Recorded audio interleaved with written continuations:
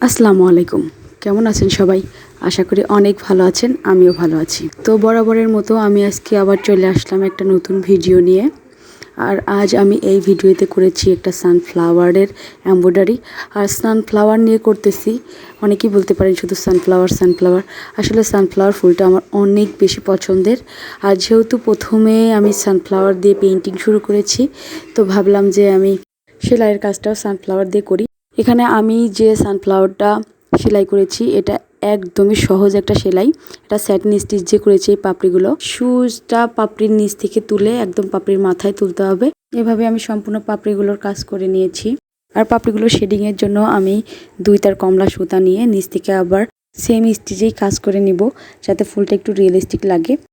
যদিও ক্যামেরাতে তেমন বোঝা যাচ্ছে না, আমি ভিডিও শেষে একটা পিকচার অ্যাড করে দিব, যাতে আপনারা বুঝতে পারেন আসলে ফুলের কালারটা কেমন আসছে।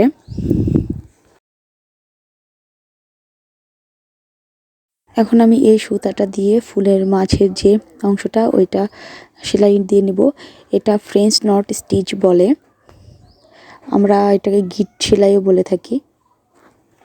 ভিডিওতে ভালোভাবে লক্ষ্য করলেই বুঝতে পারবেন এই সেলাইটা একদম ইজি। এই ফ্রেঞ্চ নট স্টিচটা দিয়েই আমি ফুলের যে মাঝের যে অংশটা আছে এটা পুরোটা কভার করে নিব। আর পাতার সেলাইটা আমি এই ভিডিওতে দেখালাম না, অন্য কোনো সময় অন্য কোনো ভিডিওতে আমি পাতার সেলাইটা দেখাবো। তো আজকের মতো এই পর্যন্ত, সবাই ভালো থাকবেন, আল্লাহ হাফেজ।